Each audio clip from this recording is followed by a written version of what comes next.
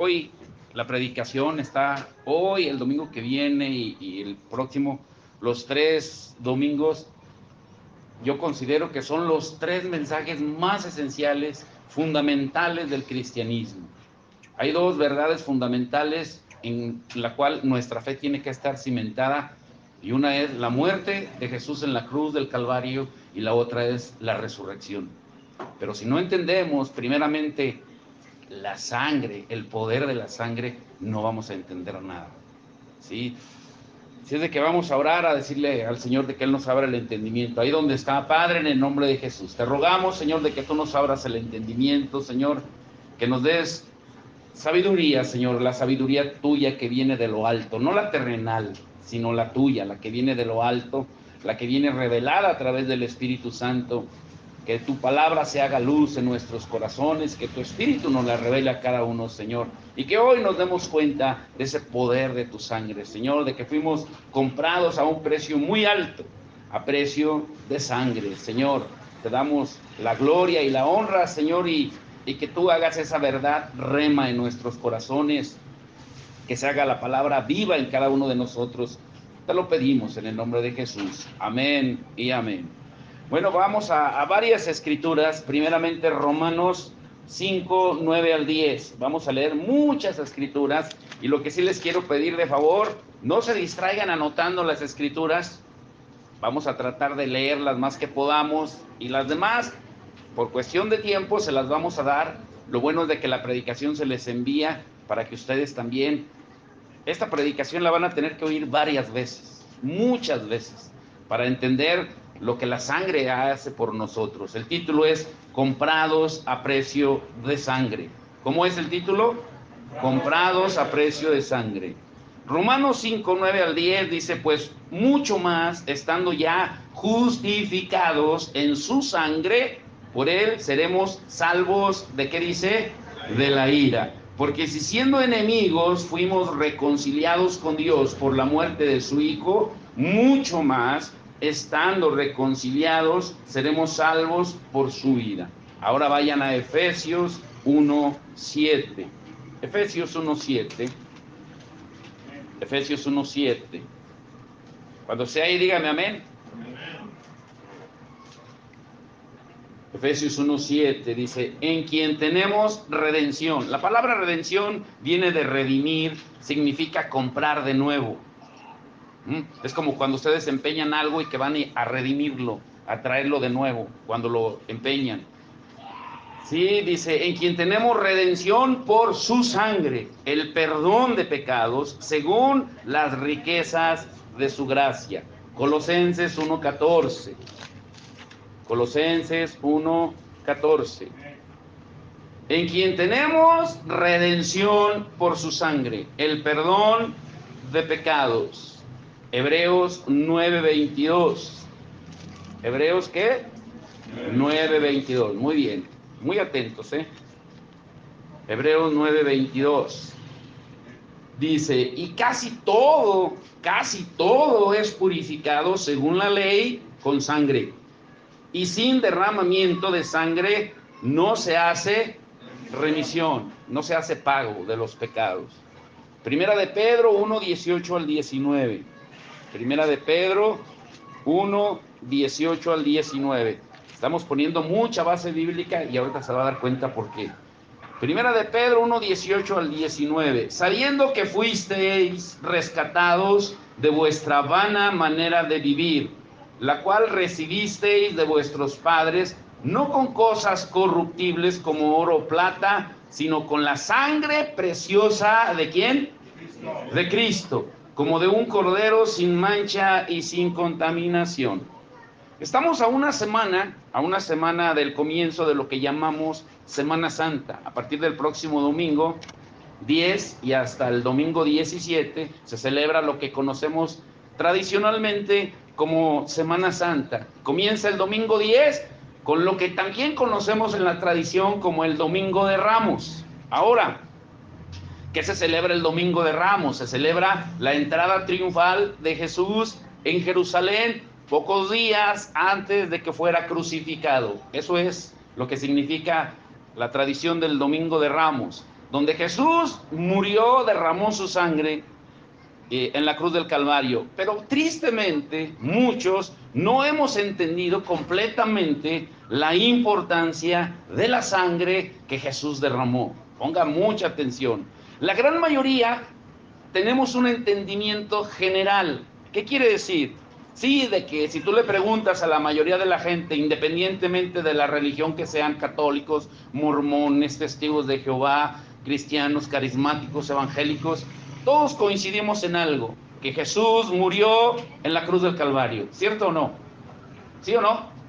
La gran mayoría sabemos eso. Incluso en la tradición se hacen representaciones de las tres caídas en la iglesia católica, que por cierto la Biblia no las menciona. La Biblia no hay un solo versículo que mencione o que diga que Jesús se cayó 3 veces cargando la cruz. Tradiciones que hemos seguido. Lo único que menciona en Mateo, Marcos y Lucas es que obligaron a Simón de Cirene a llevar la cruz. Otra de las tradiciones agregadas que seguimos es la del famoso manto sagrado, que dicen que cuando le pusieron el manto, cuando iba cargando la cruz, su rostro quedó ahí grabado y se venera como el manto de Turín, todavía hasta la fecha.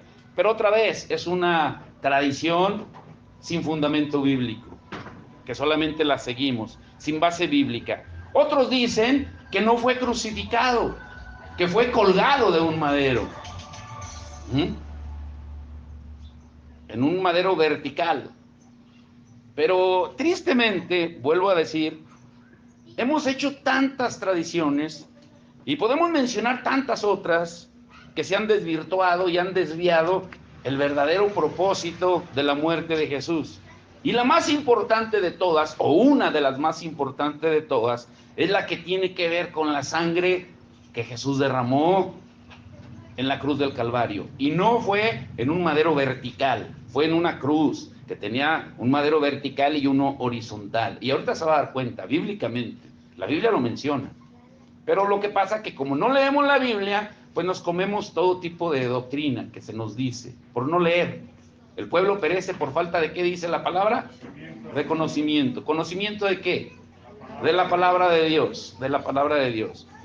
Ahora, hay 9 preguntas que vamos a tratar de responder hoy. Número 1, ¿por qué Jesús tenía que derramar su sangre? ¿Por qué tenía que ser a precio de sangre? Número 2, ¿por qué tenía que ser en la fiesta de la Pascua? ¿Qué significa Pascua? Porque a veces lo mencionamos. Es la semana de Pascua. ¿Y qué significa Pascua? No sabemos, ¿sí? Pero hoy lo vamos a ver. ¿Qué relación tenía la sangre de los corderos o de los becerros, que era rociada 7 veces en el propiciatorio que estaba encima del arca del pacto? Y aquí hay varias preguntas. ¿Qué es propiciatorio? ¿Y qué es arca del pacto? ¿Y por qué se rociaba 7 veces? Número 6. ¿Qué es más importante para la teología cristiana? ¿La muerte de Jesucristo o su resurrección? ¿Qué es más importante? ¿La muerte de Jesucristo o su resurrección? Y número 7. ¿Realmente hemos entendido, nos hemos dado cuenta del poder de la sangre? ¿Lo hemos entendido? Número 8. ¿Por qué fuimos comprados a precio de sangre? Y esta está muy interesante. Número 9. ¿Ustedes sabían que hay 3 dimensiones de la sangre de Jesús en la Biblia? 3 dimensiones. ¿Pero qué es dimensión? Hay tantas cosas que tenemos que aprender, tantas cosas que a veces mencionamos, pero no sabemos el significado y nos quedamos así, por no preguntar o por no explicar los que predicamos. Ahora, antes de comenzar, muy atentos, durante la semana, no sé si durante esta semana, pero lo que sí es seguro es que durante toda la semana que viene, es imposible dar en 1 o 2 estudios todo lo que la Biblia habla de la sangre de Jesús. Se van a impresionar, igual que yo. No lo podemos hacer en 1 o 2, sino nos va a llevar, yo le calculo, 2 semanas estar hablando en los devocionales acerca de la sangre. Nosotros no hemos entendido realmente el poder que tiene la sangre de Jesús. No lo hemos entendido. Y es imposible, les vuelvo a repetir, en 1 o 2 estudios, comprender y entender un poco más de este tema tan importante que es de los fundamentos, que es la médula del cristianismo. Pero comencemos desde el principio. ¿Por qué tenía que derramar su sangre Jesús? ¿Por qué la sangre de Cristo es tan importante para el cristianismo? Vayan a Levítico 17:11. Esta es una escritura que es piedra de tropiezo para muchas religiones o sectas. Levítico 17:11. Vayan ahí, el que lo encuentre, léalo por favor. Porque la vida en la carne, en la sangre está, y yo os la he dado para hacer expiación sobre el altar por vuestras almas, y la misma sangre hará expiación de la persona. Note la importancia que dice. Dice que la vida, ¿en dónde está? En la sangre. Y la misma sangre hará expiación, hará pago por la persona.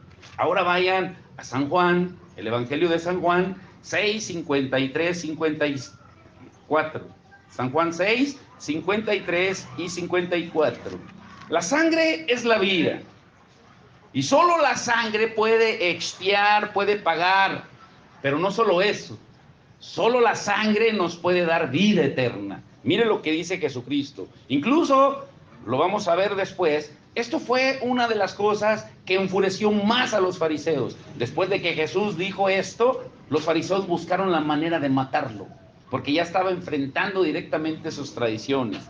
Dice San Juan 6, 53, 54. Jesús les dijo, de cierto os digo, si no coméis la carne del Hijo del Hombre y bebéis su sangre, no tenéis vida en vosotros.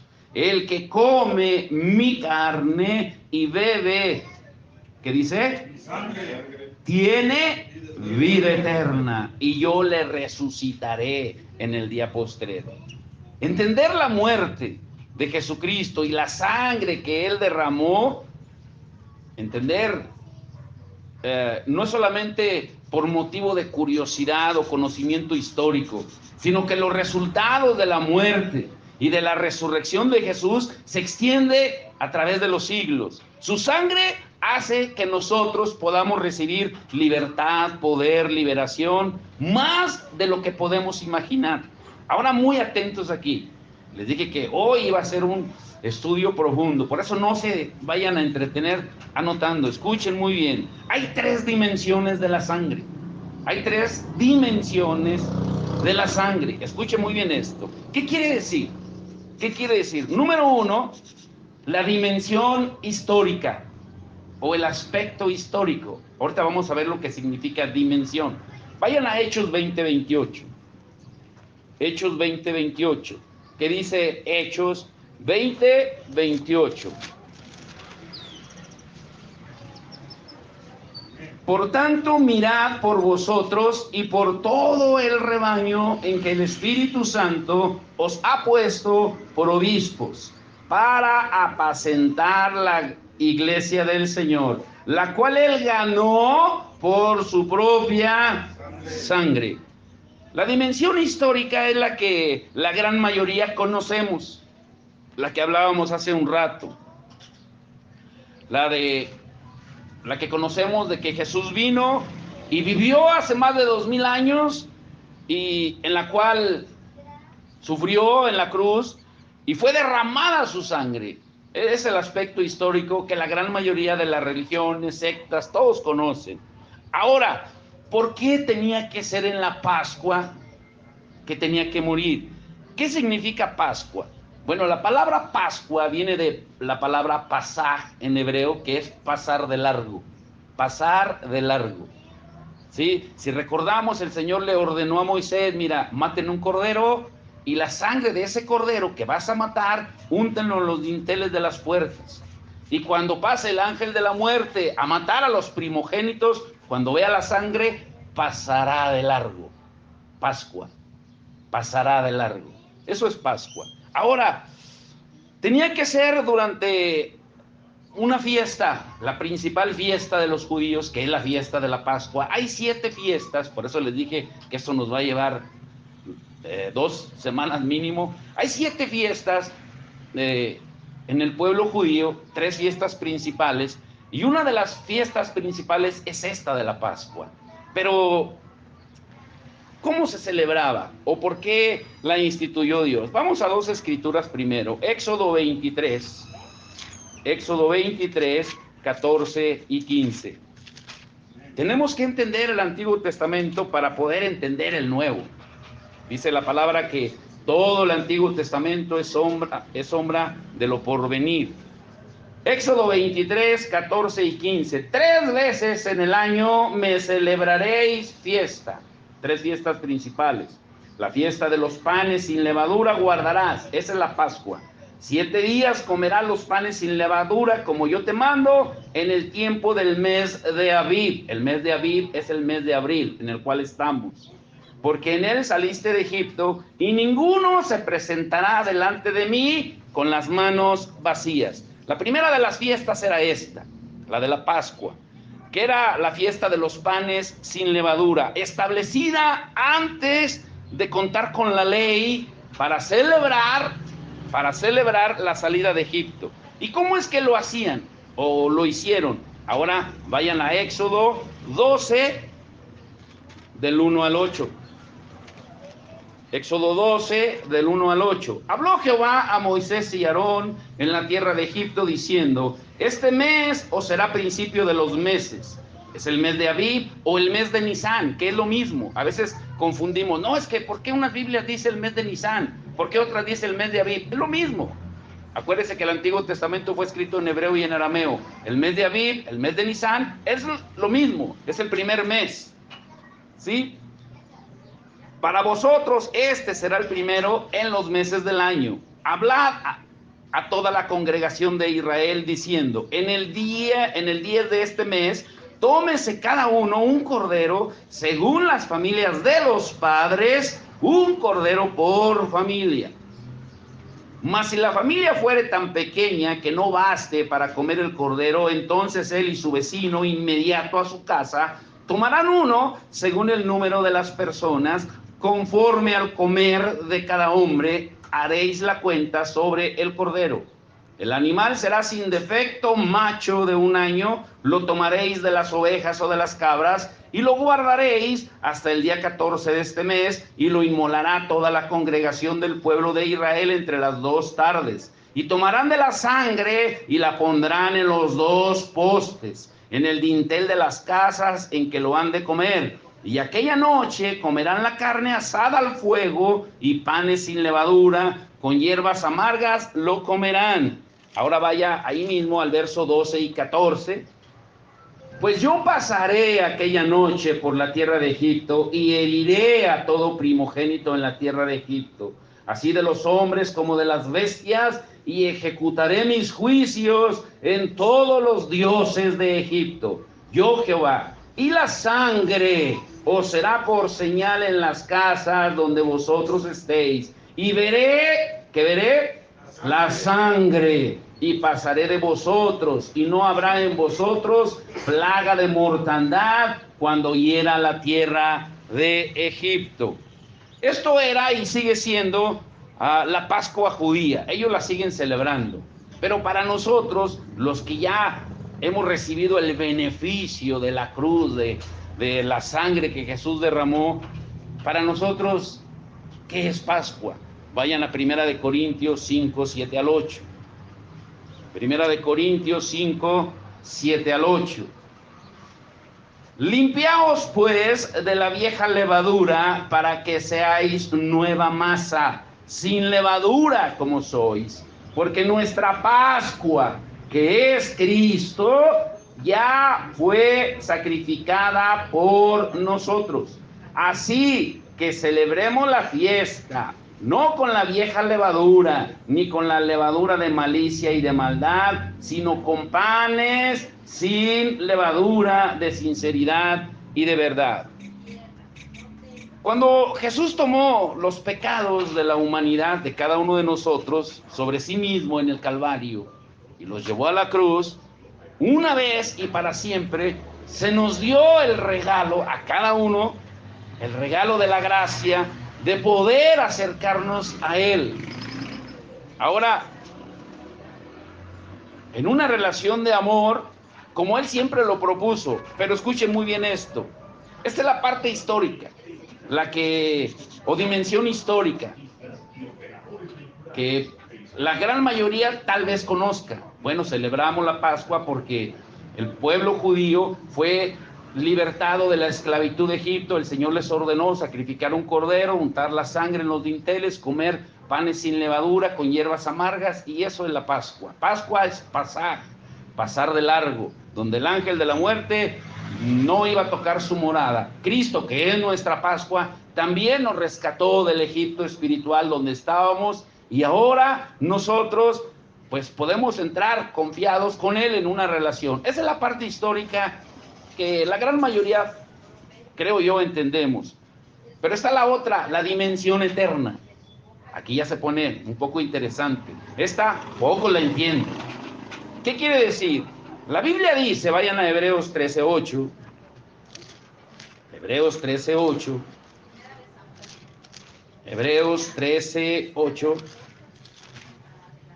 Dice, Jesucristo es el mismo, ayer y hoy y por los siglos. Jesucristo es el mismo, de ayer, hoy y por los siglos.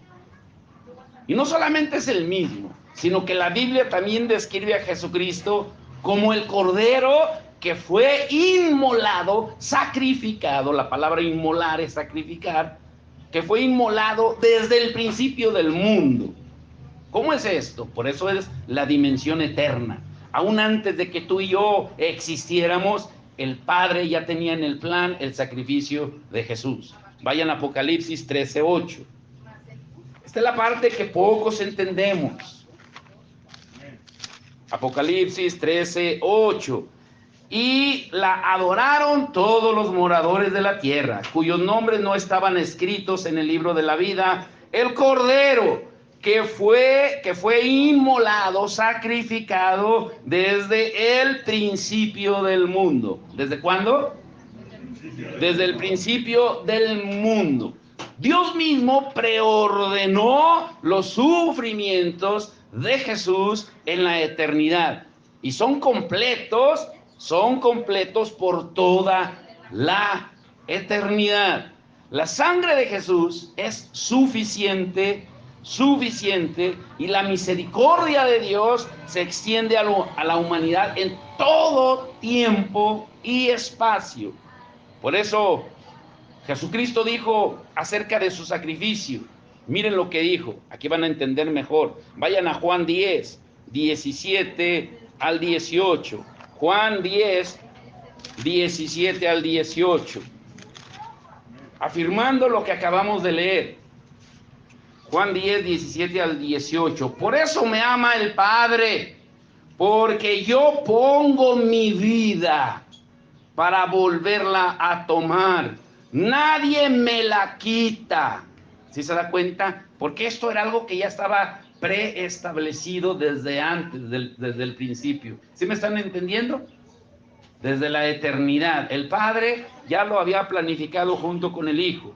Nadie me la quita, sino que yo de mí mismo la pongo. Tengo poder para ponerla y tengo poder para volverla a tomar. Este mandamiento recibí ¿de quién? De mi Padre. La palabra se predica sola. Entonces, esta es la dimensión eterna. ¿Quedó claro? Esta dimensión, la eterna. ¿Sí? Jesucristo fue desde el principio del mundo inmolado por nosotros. Ya era un plan divino en la eternidad. Porque el Padre en la presciencia, o Dios en su presciencia, ¿recuerdan lo que es presciencia? El conocimiento anticipado de las cosas. Él ya sabía que tú y yo íbamos a ser pecadores y que íbamos a necesitar de un cordero que ofreciera su sangre. ¿Por qué? ¿Por qué sangre? Porque leímos en Hebreos, sin sangre no hay remisión, no hay pago de pecados. Y ahorita vamos a ver por qué. Ahora, vuelvo a repetirles, la dimensión histórica y la eterna, hasta cierto punto, la podemos entender. Pero ahora viene la más interesante, que es la cuestión del mensaje, la menos entendida y la más controversial de todas. La tercera, la dimensión continua, no la tercera dimensión, sino la dimensión continua de la sangre. Y antes de ver, necesitamos entender el significado de dimensión. ¿Por qué estamos usando esa palabra? Escuche bien, dimensión significa una medida, una extensión o volumen de algo según tenga una, dos o tres direcciones distintas, que pueden ser largo, ancho y profundo. Pero la palabra lo explica mejor. Eso lo dice el diccionario. Pero ¿dice algo la palabra de Dios acerca de esta dimensión? Claro que sí. Vayan a Efesios 3. Efesios 3, si me regalan agua, por favor.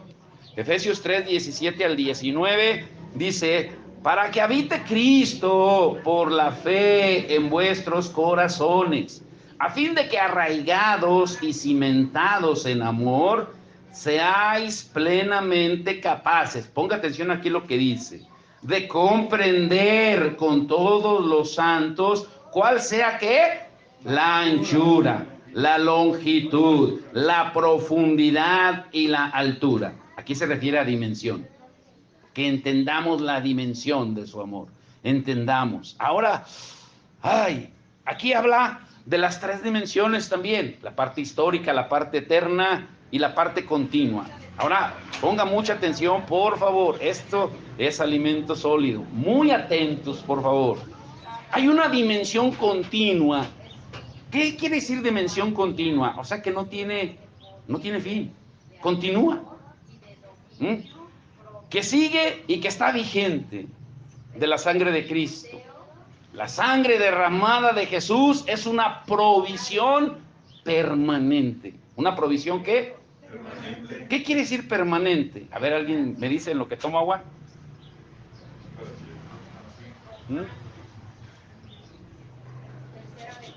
Permanente. Pero solamente para aquellos que han confiado en Él. Y tenemos que recordar la razón del derramamiento de su sangre. Ahora aquí viene una pregunta muy interesante. ¿Qué relación tenía la sangre en el Antiguo Testamento? Cuando salieron de Egipto, el Señor le dijo a Moisés: mira, ponle en los dinteles, ponle en las puertas. Eso es la Pascua. Pero ya una vez estando en el desierto, ya le dio instrucciones específicas. Parafraseando, le dijo: ¿te acuerdas cuando lo saqué? Parafraseando para que me entiendan, para hacerlo más entendible. ¿Te acuerdas cuando lo saqué de Egipto, que les dije que mataran un cordero y untaran la sangre en los postes? Sí, pues mira, ahora lo vas a hacer a la manera en que yo te voy a ordenar. Ya no va a ser así solamente untar de sangre. En primera, porque ya no tenían casa, ya estaban en el desierto. Pero iba a ser un estatuto, un mandamiento perpetuo entre ellos. Y el Señor le dijo a Moisés que la sangre tenía que ser rociada 7 veces en el propiciatorio que estaba encima del arca. Primero, antes de ver lo que hacían, ¿qué es propiciatorio? Para entenderlo, porque a veces escuchamos la palabra y ni sabemos ni qué es. Leemos, pero no sabemos. Propiciatorio era una lámina que se colocaba sobre el arca del pacto, que la cubría totalmente, una lámina de oro. Y el arca del pacto era un cofre de madera, también que estaba cubierto de oro, que contenía las tablas de la ley, hecha de madera y de oro. Y a la tapa que se le ponía encima de esa caja o de esa arca se le llamaba propiciatorio. Y encima de esa tapa, de ese propiciatorio, ahí el sacerdote rociaba 7 veces la sangre. ¿Sí se entendió? ¿Sí entendimos o no? A ver, levanta la mano el que no entendió. Yo creo hasta un niño lo entiende eso, ¿no? El arca del pacto se hizo después de que fuera destruido el becerro de oro. Recuerdan que el pueblo, cuando Moisés subió a recibir la ley, de las tablas de la ley, el pueblo se desenfrenó y Aarón les hizo un becerro de oro y lo adoraron en el desierto. Vayan a Deuteronomio 10:1. Deuteronomio 10, verso 1.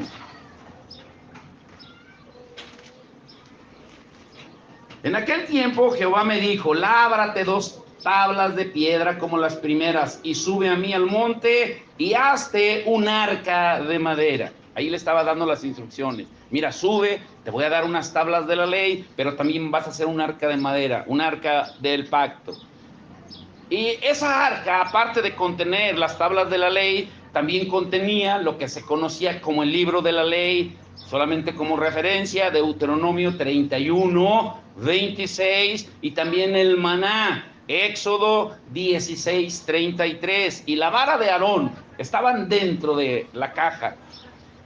Y estuvo el arca con el pueblo en el desierto, en diferentes lugares, hasta que David la llevó a Jerusalén. Ahora, para el pueblo de Israel, esa arca simbolizaba la presencia de Dios. Nadie sabe dónde quedó hasta la fecha. Cuando el templo fue destruido, hasta la fecha sigue siendo un misterio dónde quedó. Han hecho hasta películas. Indiana Jones buscando el arca perdida y tantas cosas. Ahora, ¿por qué necesitamos entender esto del arca y del propiciatorio? Aquí viene la parte interesante. Levítico 16, 14. Alguien léalo, por favor. Levítico 16, 14. Aquí entramos a la parte interesante. ¿Qué dice Levítico 16, 14? Luego de la sangre del becerro y la rociará con su dedo hacia el propiciatorio al lado oriente. Hacia el propiciatorio esparcirá con su dedo 7 veces de aquella sangre. Aquí viene algo muy interesante. Tal vez se están preguntando, bueno, aquí por qué dice becerro y por qué allá era cordero.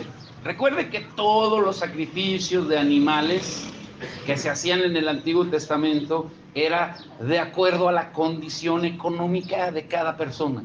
Algunos ofrendaban palomas, otros corderos, otros becerros, otros vacas, y dependiendo la condición económica. Pero aquí lo importante, la parte central del mensaje es que esa sangre, sea de becerro, sea de cordero, de macho cabrío, de lo que fuera, era rociada 7 veces. ¿Cuántas veces?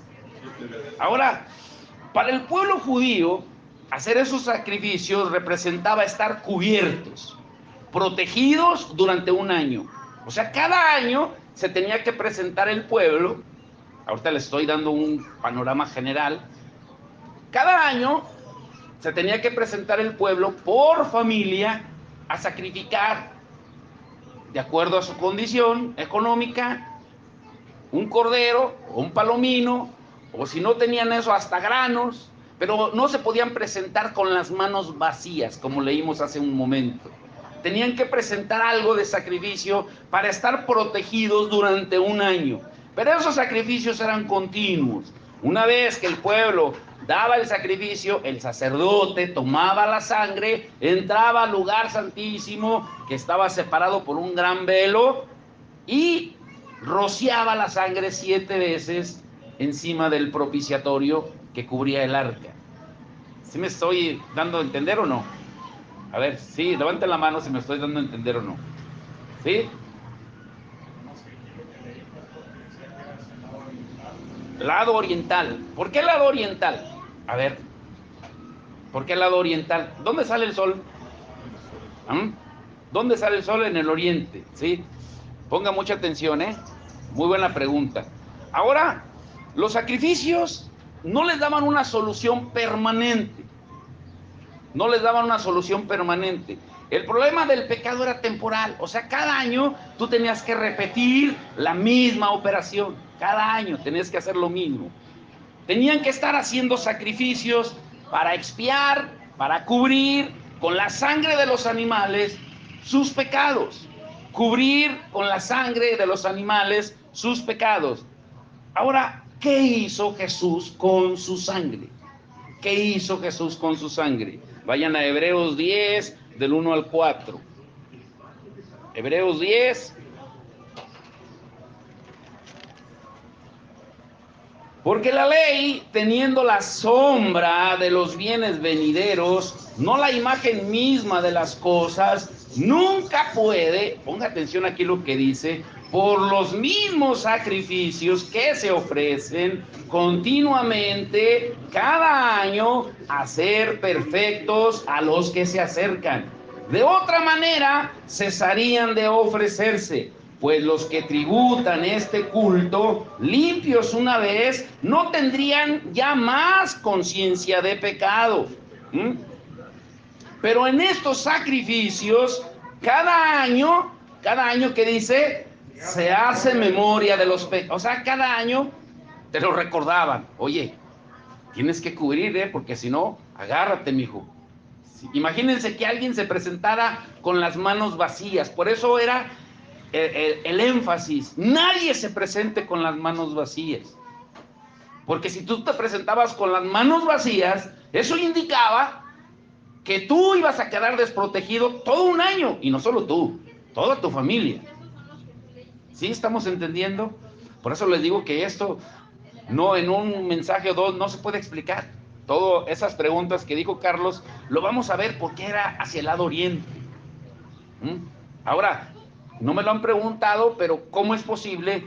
Pues qué dimensiones tenía el arca, que cabía la vara de Aarón, las tablas de la ley, el libro de la ley y el maná. ¿De qué tamaño era? Pero todo eso, para no perder tanto tiempo, es lo que vamos a estar viendo en los devocionales. Ahorita vamos a la parte central, lo que significa la sangre, lo que tenemos que entender de la sangre. ¿Me estoy explicando o no? Muy bien. Por eso no se vayan a perder los devocionales, 2 semanas intensas. Ahora, ¿qué logró la muerte de Jesús? Al 4, perdón. Dice, porque la sangre de los toros, mire, aquí estaban mencionando otro animal. Porque la sangre de los toros y de los machos cabríos no puede quitar los pecados. Aquí está hablando de becerros, corderos, toros, machos cabríos. No puede quitar los pecados. No pueden quitar los pecados. O sea, tenían que ser repetitivo. ¿Sí? Y lo que dice, se le recordaba al pueblo el pecado. Se hacía memoria de sus pecados. Oye, ¿trajiste ofrenda? No, pues agárrate, mijo. Vas a quedar desprotegido durante un año. Pero ¿qué hizo o qué logró la muerte y el sacrificio de Jesús por nosotros? Hebreos 9, 24 al 28. Hebreos 9, 24 al 28. Porque no entró Cristo en el santuario hecho de mano, figura del verdadero, sino en ¿dónde? En el cielo mismo, para presentarse ahora por nosotros ante Dios, y no para ofrecerse muchas veces, como entra el sumo sacerdote en el lugar santísimo cada año con sangre ajena, o sea, sangre de los animales. De otra manera, le hubiera sido necesario padecer muchas veces desde el principio del mundo. Pero ahora, en la consumación de los siglos, se presentó una vez para siempre por el sacrificio de sí mismo para quitar de en medio el pecado. Quitar, fíjese, ponga atención en esa palabrita, quitar, no dice cubrir ni pagar, quitar. Y de la manera que está establecido para los hombres que mueran una sola vez y después de esto el juicio. Así también Cristo fue ofrecido una sola vez para llevar los pecados de muchos y aparecerá por segunda vez sin relación con el pecado para salvar a quienes salvará. ¿Va a salvar a todos? ¿A quiénes va a salvar? Cuando Jesús vino y se ofreció como sacrificio en la cruz del Calvario, quitó el pecado, no cubrió, quitó el pecado. ¿Qué dijo Juan el Bautista acerca de Jesús cuando comenzó su ministerio? Juan 1:29, alguien léalo, Juan 1:29. Bueno, se los leo. El siguiente día vino Juan a Jesús. Vio Juan a Jesús, que venía a él, y dijo, he aquí el Cordero de Dios, que dice, que quita el pecado del mundo. Quita, no cubre, quita el pecado del mundo. ¿Notan la diferencia? En el Antiguo Testamento solamente eran cubiertos por un año tus faltas, y al siguiente año se hacía memoria, otra vez tenías que volver a pagar para volver a estar cubierto otro año. Pero con Jesús no. Con Jesús no. Una sola vez y para siempre. Él lo quitó.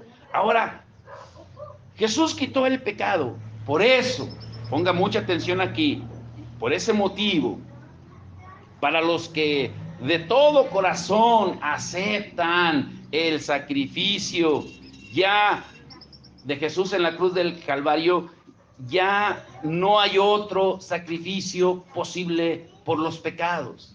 Y yo sé que se están preguntando, pero entonces ahora si yo peco, ¿qué debo de hacer? Si la sangre ya no puedo estar aplicándola, y aplico la sangre, la siguiente semana vamos a ver cuál es la manera de aplicar la sangre. Porque a veces oramos y aplico la sangre en mi carro, aplico la sangre en mis hijos. ¿Es bíblico así? ¿O cómo es la manera correcta de aplicar la sangre? Todos hemos orado alguna vez, cuando no hemos entendido base bíblica, y orando, y haciendo un salpicadero de sangre. ¿Cierto o no? Y aplico la sangre en mis hijos, aplico la sangre en mi esposo, aplico la sangre en mi casa, aplico la sangre aquí, y aplico. Parece carnicería de rastro. Pero ¿cuál es la manera correcta de aplicar la sangre? Eso lo veremos la semana que viene. Ahora, entonces, si tú pecas hoy, ya una vez que recibiste a Cristo, ya una vez que entendiste el sacrificio de Jesús en la cruz, ¿qué es lo que debes de hacer? Bueno, la palabra lo dice. Primera de Juan 1, 7 al 10. Primera de Juan 1, 7 al 10. ¿Sí? Pero si andamos en luz, como Él está en luz, tenemos comunión unos con otros. Y la sangre de Jesucristo, su Hijo, ¿qué dice? Este versículo es tan importante, no podemos hablar tanto ahorita para no quitar tanto tiempo, pero fíjese lo que dice: si andamos en luz, como Él está en luz, tenemos comunión unos con otros, y la sangre de Jesucristo, su Hijo, nos limpia de todo pecado. Pero si no tienes comunión, si no te congregas, ¿cómo la sangre te va a limpiar? Eso lo veremos después. Dice, si decimos que no tenemos pecado, nos engañamos a nosotros mismos, y la verdad no está en nosotros. Si confesamos nuestros pecados, Él es fiel y justo para perdonar nuestros pecados y limpiarnos de toda maldad. Si decimos que no hemos pecado, le hacemos a Él. A ver, ¿se están leyendo o no? Le hacemos a Él mentiroso, y su palabra no está en nosotros. Entonces, ¿qué debo de hacer si peco? Confesar, arrepentirme. ¿Sí? Pero si no me arrepiento y si sigo practicando el pecado, ¿qué es lo que me espera? Ay, esto es lo grave, que a veces es lo que no entendemos. Vayan a Hebreos 10, 26 y 27. Hebreos 10, 26 y 27. Porque si pecáremos voluntariamente después de haber recibido el conocimiento de la verdad, o sea, después de que ya se te dijo que la sangre lo que hizo por ti, ya no queda más sacrificio por los pecados, sino que dice, una horrenda expectación de juicio y de hervor de fuego que ha de devorar a los adversarios. La palabra se predica sola. Si tú sigues pecando, practicando el pecado, pues no puedes ni llamarte ni hijo de Dios, eres un hijo del diablo, en realidad. Ahora entendamos muy bien, en el nuevo pacto, por medio de Jesús, a través de su sangre que no es temporal, sino eterna, Él se ofreció una vez y para siempre, por ti y por mí. Hebreos 10, 11 al 14. Y ciertamente todo sacerdote está día tras día ministrando y ofreciendo muchas veces los mismos sacrificios que nunca pueden quitar los pecados. Pero Cristo, habiendo ofrecido una vez para siempre un solo sacrificio por los pecados, se ha sentado a la diestra de Dios. De ahí en adelante, esperando hasta que sus enemigos sean puestos por estrado de sus pies, porque con una sola ofrenda hizo perfectos para siempre. ¿A quiénes? Vayan al 17 y 18. Añade, y nunca más me acordaré de sus pecados y transgresiones, pues donde hay remisión de estos, o sea, pago, no hay más ofrenda por el pecado. Aquí viene el corazón del mensaje, muy atentos, muy atentos, más atentos que nunca. El sistema de sacrificios del Antiguo Testamento era una prefiguración o una sombra de lo porvenir, de lo que Cristo iba a hacer en la cruz del Calvario. Todo ese matadero de animales y de sangre era una sombra de lo que Cristo iba a hacer una vez y para siempre. De la realidad del Nuevo Testamento. Como leímos en Levítico 16:14, leímos que la sangre se tenía que rociar, se esparcía 7 veces sobre el propiciatorio, sobre la tapa del arca del pacto, que representaba la presencia de Dios. Jesús se presentó en el cielo mismo, como leímos, delante del Padre en el cielo mismo, y presentó su sangre, como también leímos ya hace un momento. Jesús, grábense esto, lo voy a decir muy lento, muy lento. Jesús se presentó una sola vez, pero derramó su sangre, vertió su sangre por ti y por mí 7 veces, cumpliendo toda la ley. Y al final, morir en la cruz. Lo voy a decir otra vez. Así como en el Antiguo Testamento la sangre era rociada 7 veces en el propiciatorio que estaba por encima del arca, para que el pueblo pudiera quedar cubierto durante un año de sus pecados, Jesús lo hizo una vez y para siempre. ¿Sí? Se presentó con el Padre, presentó su sangre, pero su sangre fue derramada 7 veces. ¿Cuántas veces? 7 veces. Número 1, vamos a ver las 7 veces. Número 1, la primera vez que Jesús sudó sangre antes de morir en la cruz del Calvario fue en el huerto del Getsemaní, cuando oró al Padre acerca de su muerte. Vayan a Lucas 22, 42 al 44. Lucas 22, 42 al 44. Se lo leo. Diciendo, Padre, si quieres pasa de mí esta copa, pero no se haga mi voluntad sino la tuya. Y se le apareció un ángel del cielo para fortalecerle. Y estando en agonía, oraba más intensamente. Y era su sudor, como que dice, que caían hasta la tierra. Solo imagine lo que iba a enfrentar. Iba a enfrentar la traición de todos, el abandono de todos. Pero una parte que hemos olvidado es que Jesús, a través del sufrimiento, aprendió la obediencia. Por eso le dijo al Padre, Padre, si es posible, aparta de mí esta copa. Hebreos 5, 7 al 8. A través del sufrimiento, Jesús aprendió la obediencia. Escuche lo que estoy diciendo y lo que dice la Biblia. Hebreos 5, 7 al 8. Cristo, en los días de su carne, ofreciendo ruegos y súplicas con gran clamor y lágrimas al que le podía librar de la muerte, fue oído a causa de su temor reverente. Y aunque era hijo, por lo que padeció, ¿qué dice? Aprendió la obediencia. Por lo que padeció, por lo que sufrió. Yo le pregunto esto, si Jesús tuvo que aprender la obediencia a través del sufrimiento, esto es solamente para los entendidos. ¿Mm? ¿Usted cree que nosotros somos mayores que Jesús para no aprender la obediencia o para aprender la obediencia de otra manera? Le pregunto. Si Él sufrió, ¿qué nos va a suceder a nosotros? Aquí es donde no nos gusta, porque estamos acostumbrados solamente, ven a Cristo y todo va a estar bien. De veras que todo va a estar bien, porque la Biblia me dice otra cosa.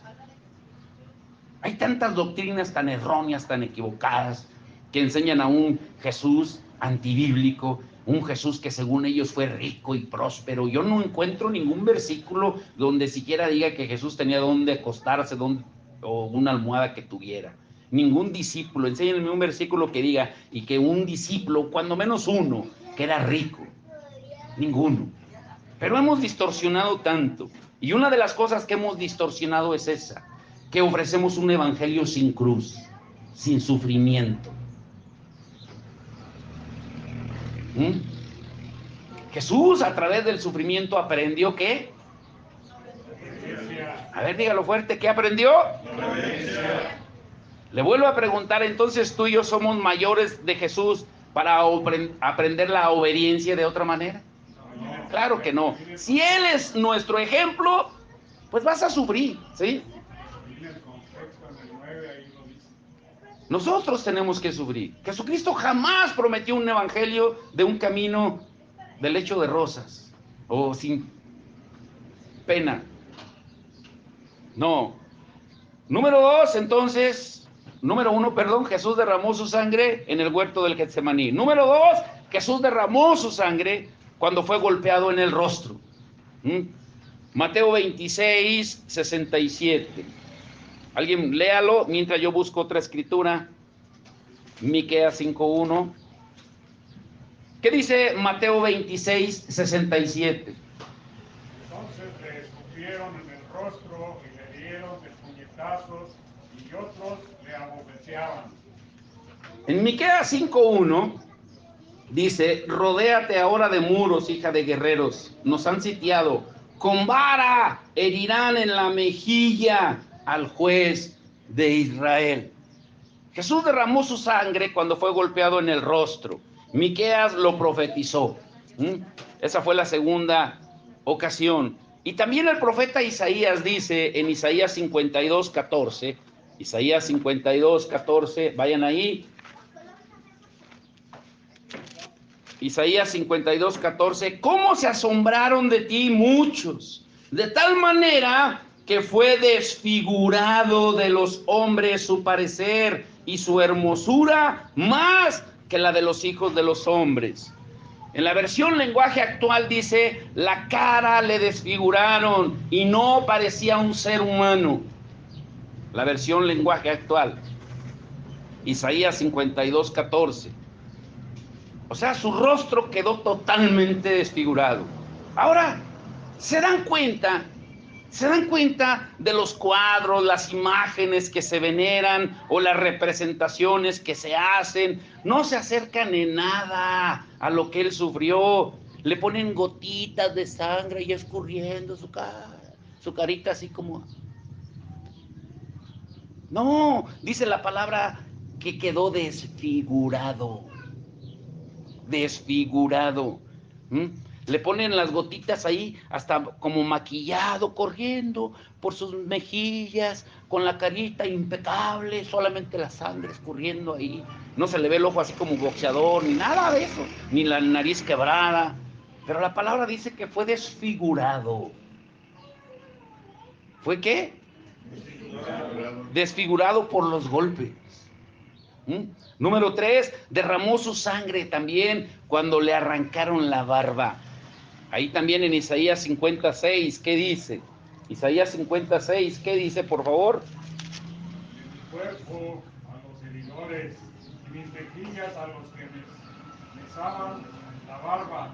No escondí mi rostro de injurias y de esputos. ¿Sí? Esputos es escupidas. Mesaban es arrancar. Le arrancaron la vara. Imagínense solamente eso. No solo lo golpearon y lo escupieron, sino que le arrancaron la barba. En la cultura judía, para un judío, una de las peores ofensas era que no tuviera barba. Imagínense, pero deje de eso, el dolor de arrancarle la barba, ¿sí?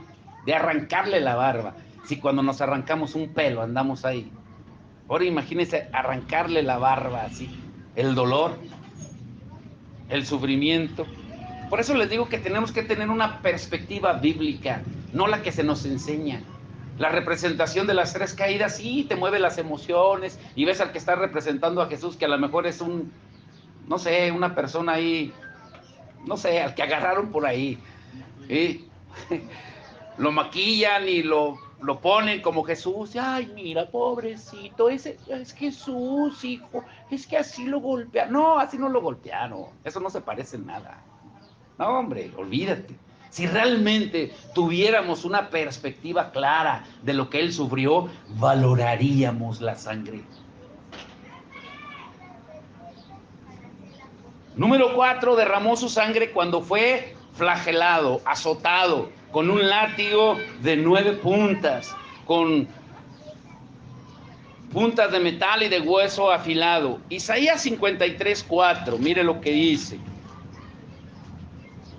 Ciertamente llevó él nuestras enfermedades y sufrió nuestros dolores, y nosotros le tuvimos por azotado, por herido de Dios y abatido.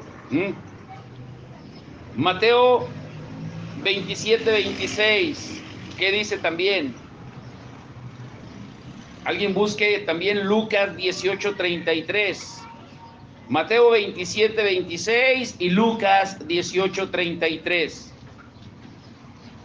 El que las tenga, lea y diga cuál va a leer. Mateo 27:26, ¿qué dice? Entonces le soltó a Barrabás, y habiendo azotado a Jesús, le entregó para ser crucificado. Habiendo azotado a Jesús, dijo, denle. Acuérdense que fue bajo el poder de Poncio Pilato, bajo el poder de Roma. Los judíos, cuando castigaban en azotes, daban 40, pero los romanos, para ser un poquito más misericordiosos, le bajaron 1, daban 39. Que de misericordia no era nada.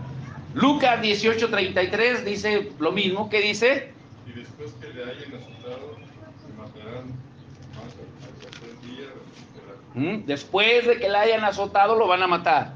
Primera de Pedro 2:24 dice, quien llevó él mismo nuestros pecados en su cuerpo, sobre el madero, para que nosotros, estando muertos a los pecados, vivamos a la justicia, y por cuya herida fuisteis sanados. Algo que vamos a ver en los estudios durante la semana es de que médicamente está comprobado que hay 39 enfermedades principales y de ahí se derivan todas. O sea, no fue casualidad de que fueran 39 azotes, pero eso lo vamos a ver bíblicamente durante los estudios de la semana. Él llevó nuestras dolencias, llevó nuestros dolores, nuestras rebeliones, nuestras enfermedades, todo.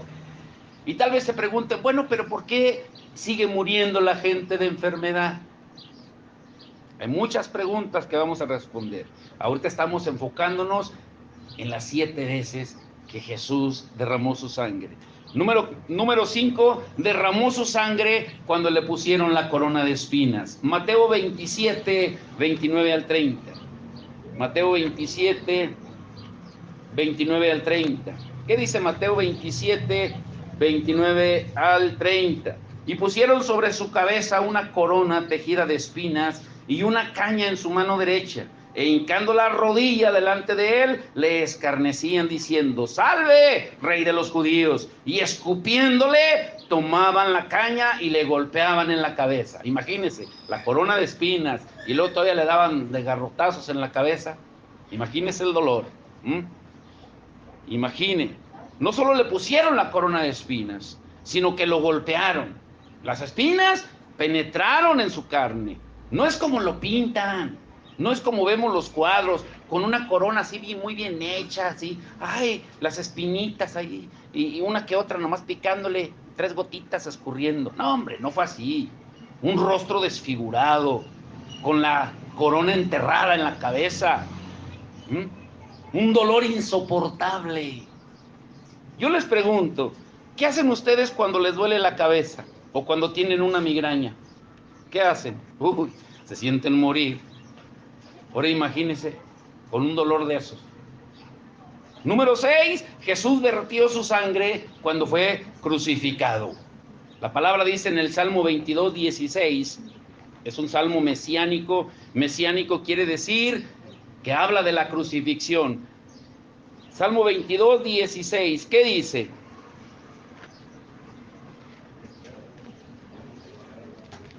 Salmo 22, 16, porque perros me han rodeado, me han cercado cuadrilla de malignos, horadaron mis manos, ¿y qué? Y mis pies. Esta escritura, escuche muy bien, esta escritura es para los que dicen que no fue crucificado y que fue colgado solamente de un madero. ¿Es verdad que fue colgado o crucificado?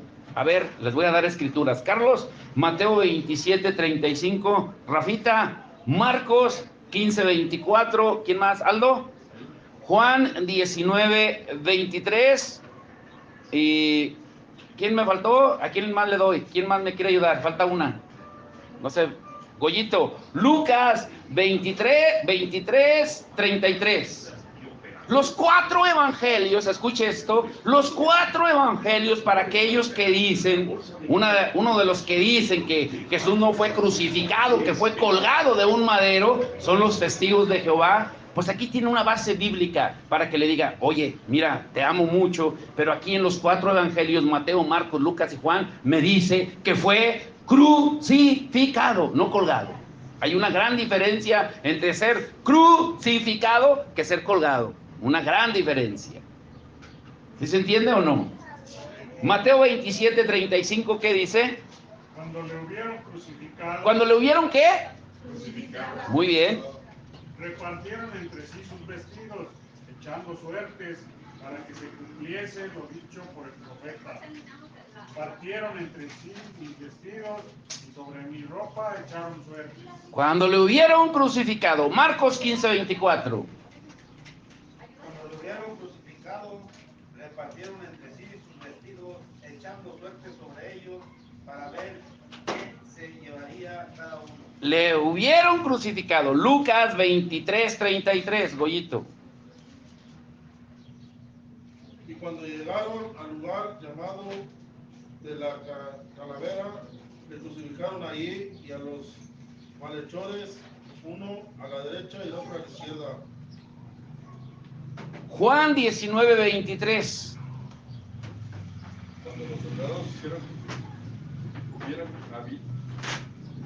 Cuando los soldados hubieran crucificado a Jesús, tomaron sus vestidos, hicieron 4 partes, una para cada soldado, tomaron también su túnica, la cual era sin costura, de un solo sentido de arriba a abajo.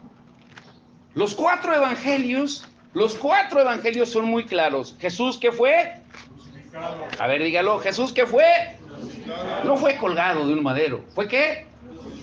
Ahí tiene base bíblica para que le diga a un testigo, oye, estás mal, mira, porque los 4 evangelios dicen lo mismo.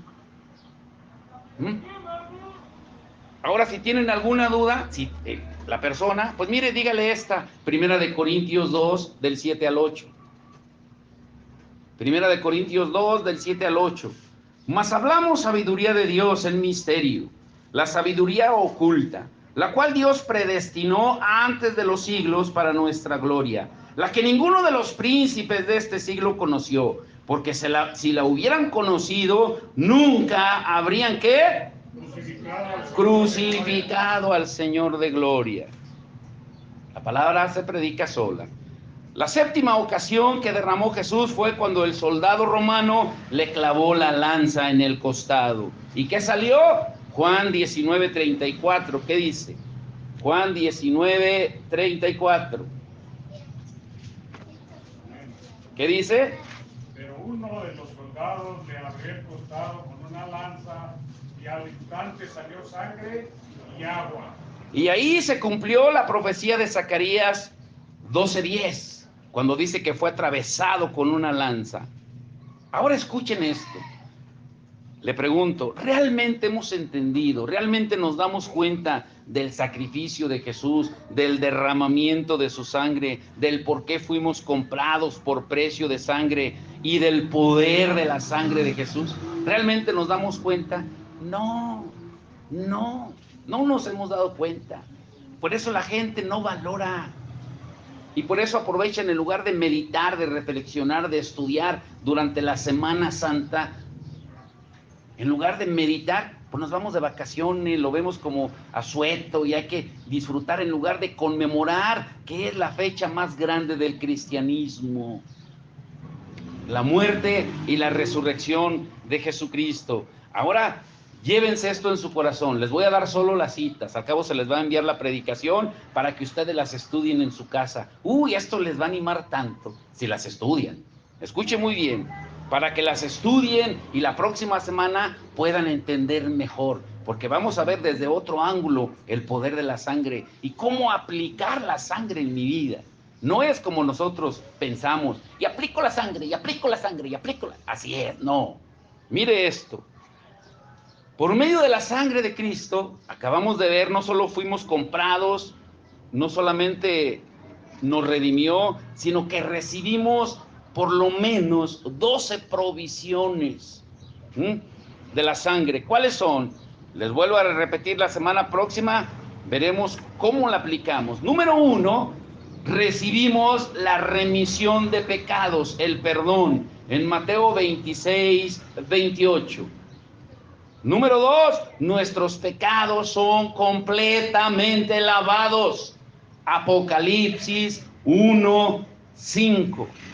Número 3, somos redimidos, reconciliados con Dios. Efesios 1, 7 y Colosenses 1, 14.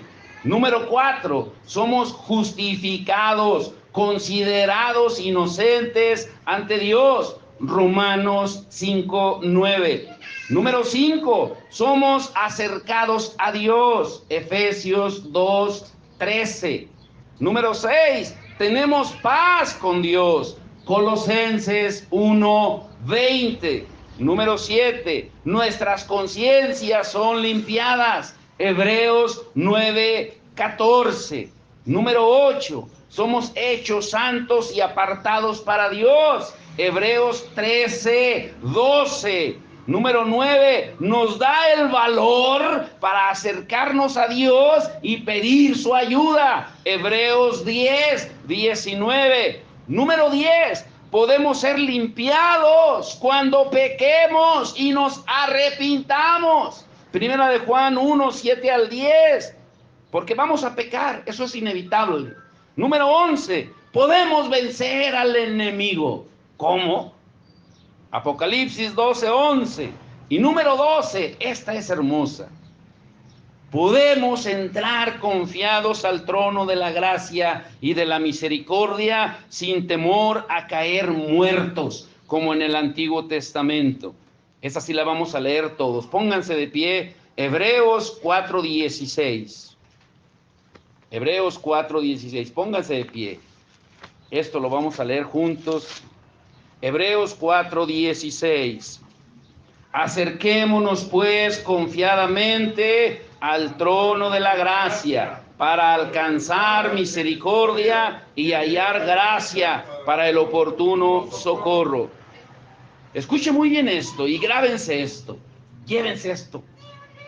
Nosotros ahora ya no sacrificamos animales o sangre de animales para que nos cubra durante un año. Nosotros podemos apropiarnos, mejor dicho, de lo que Jesús hizo una vez y para siempre. Ahora, ¿qué es lo que vino a sustituir esos sacrificios?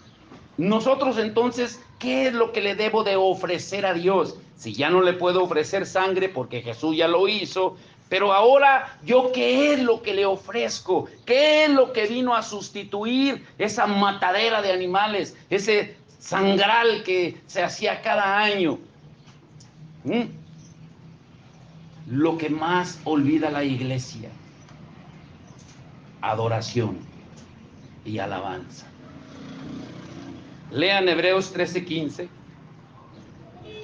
Hebreos 13:15. A la cuenta de 3 lo leemos todos.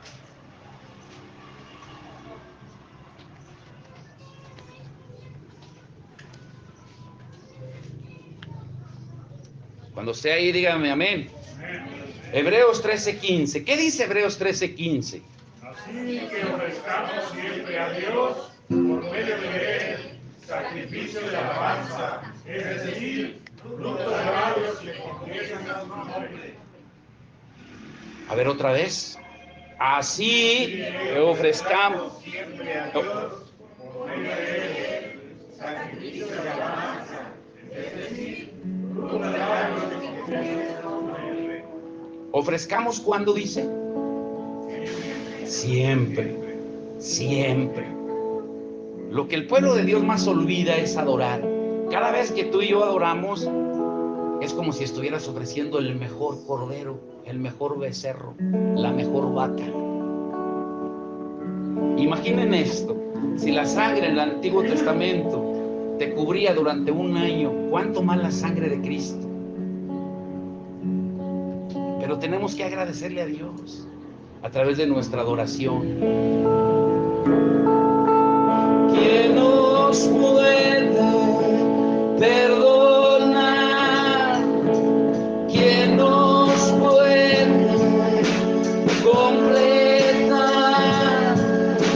Solo de Jesús, solo de Jesús, la sangre.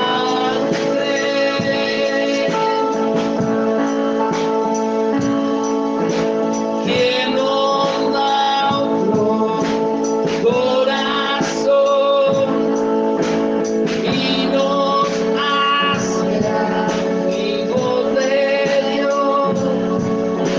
Solo de Jesús, solo de Jesús, la sangre. Ahora dígale, ¿quién me puede perdonar? ¿Quién me puede completar? Solo de Jesús, solo de Jesús, la sangre.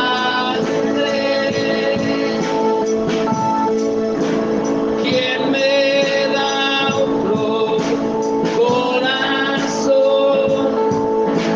y me hace amigo de Dios? Solo de Jesús, solo de Jesús, la sangre.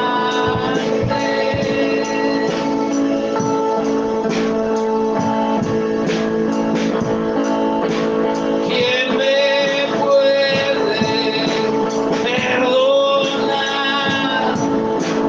¿Quién me puede completar? Solo de Jesús, solo de Jesús, la sangre. ¿Quién me da otro corazón?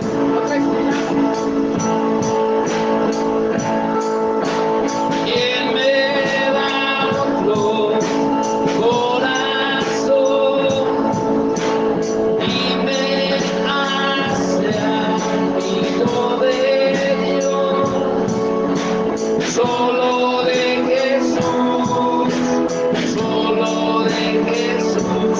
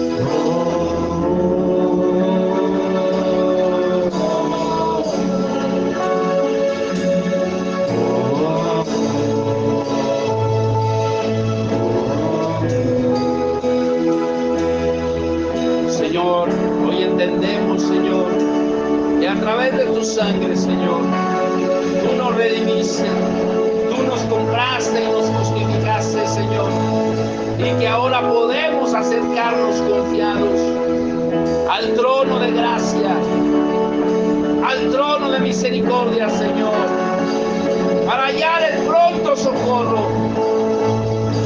Hoy podemos acercarnos, Señor, ya no con sangre de animales, Señor, sino con fruto de labios que confiesan tu nombre, Señor, que es mejor que la sangre de los animales, porque es lo que haremos por toda la eternidad, Señor, ofrecerte sacrificios de alabanza, de adoración por toda la eternidad. Por eso hoy te adoramos, Señor, con todo nuestro corazón. Dígale una última vez: Jesús, tu sangre me compró, me compró. Jesús,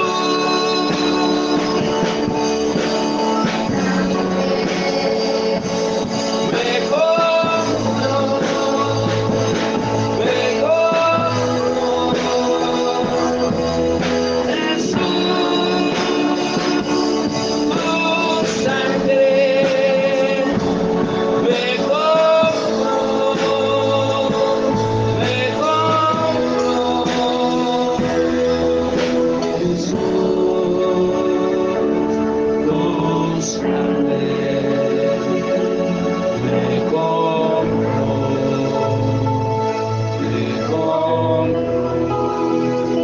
Sí, Señor, que en el transcurso de estos días meditemos, Señor, en el sacrificio que tú hiciste una vez y para siempre en esa cruz del Calvario, Señor, de tu sangre con la cual tú presentaste hasta el cielo mismo, en la presencia del Padre, Señor, para ofrecer una vez y para siempre por cada uno de nosotros, Señor. Que valoremos, Señor, esos 7 derramamientos tuyos de sangre, Señor. Hoy te damos la gloria y la honra, Señor, y que tu Espíritu Santo nos revele, Señor, el poder de esa sangre y de que fuimos comprados a un precio muy alto. Te damos la gloria y la honra. Y el pueblo de Dios dice: amén, amén y amén. Dios los bendiga. Vamos a poner las mesas.